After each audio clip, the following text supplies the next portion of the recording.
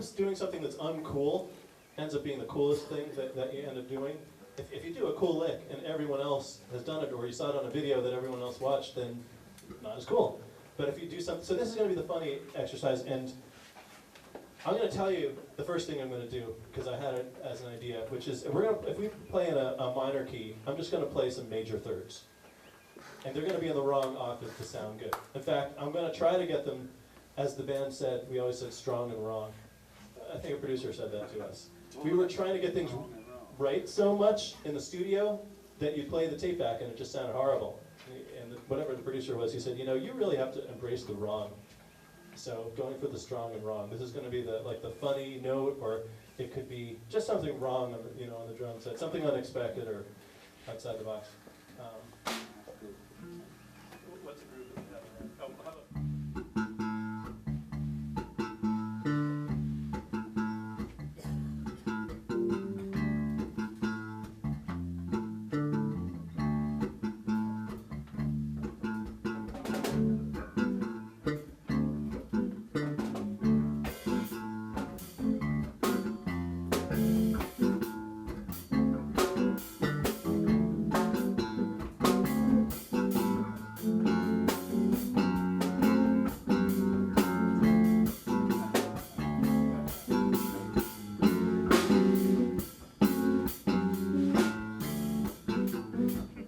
Okay, if you guys find it, that was my thing.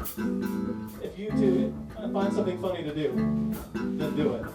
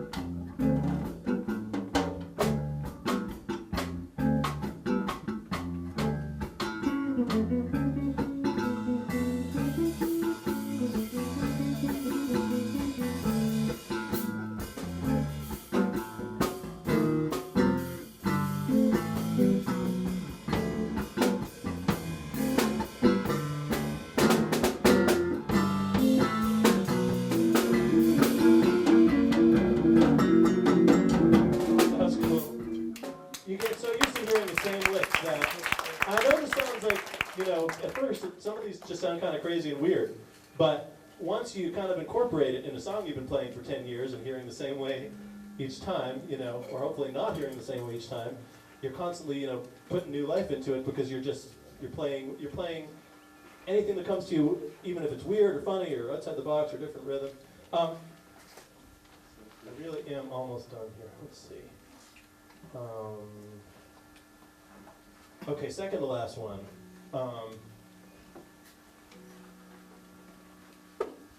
This one almost isn't, well, it's kind of a listening exercise. It's related. I was thinking about bass playing.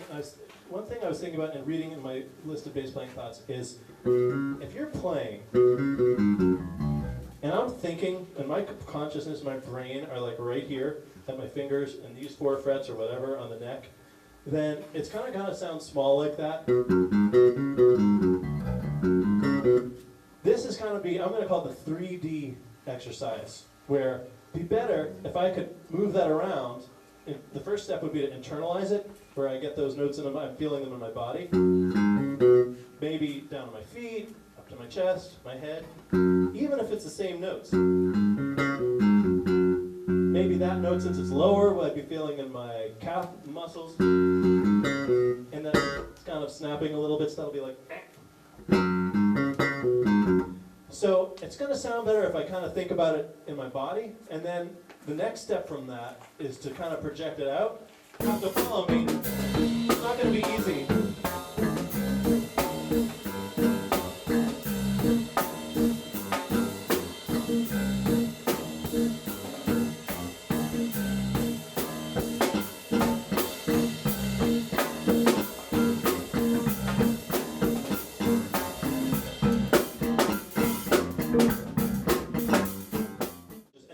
thing happens with music. Like you play for a few years, and what used to be, well, that's why garage bands are so great sometimes, because they're so excited.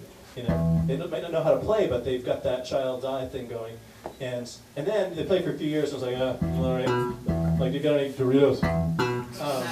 So anyway, so to try to hold on to that appreciation, even when you're my age or twice my age, if you can look at even one note and think, wow, it's so cool, I get to make this note that vibrates and vibrate people, that's just amazing. My grandmother could probably make this one note, but she might not appreciate it as much as me, because I've learned to think that this is really amazing. Actually, before we go on to the final jam that I was talking about with all these different listening and accepting and everything, I just want to do quickly the one note experiment, where I'm just going to play one note. I'm going to try to vary stuff. So let's just do one last groove.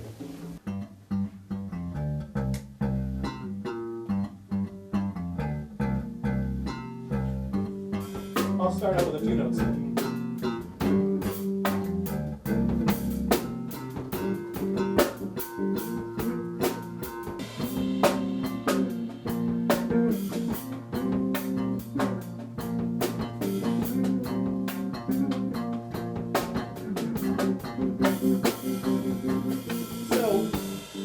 They can change around me, and you're not going to get the full effect without the extra hour or two of hanging on that note. But once you think, wow, this is a long time, and then you keep sitting there and you think, is he really still playing the note? And more time goes on then, and like another 20 minutes after that point goes by, and you think, oh my God, this is incredible. That's an incredible note. And it's really easy for me to sit here and think, if I'm playing with phish, and I've done this lots of times, the Zen of one note experiment, where we're doing a 20-minute jam, and I'm going, and there have been times where after the set was over, Trey said, what are you doing with that one note? That was stupid. But there have been other times where, more and more time goes by, and I'm thinking all these thoughts. I'm thinking, wow, I'm really getting caught up in the meditation of this one note. I'm writing on it. It feels like I'm writing on it. And then my mind kind of backs off for a second, and I think, oh no, there's bass players out there. Like, maybe even Victor's out there, God forbid. Or I'm sure that there's lots of bass players out there, other musicians, and they're seeing me play this one note. Like, what are they going to post online? It's not very impressive. And what it really isn't is cool. It's not cool. But once you get past that point of not worrying about whether it's cool, it's really, really cool. You just have to take my word for it. And it doesn't have to be one note. It could be 1,000 notes. Same thing. Like, well, this 1,000 notes doesn't sound too cool, but I'm just going to really believe in it. So anyway.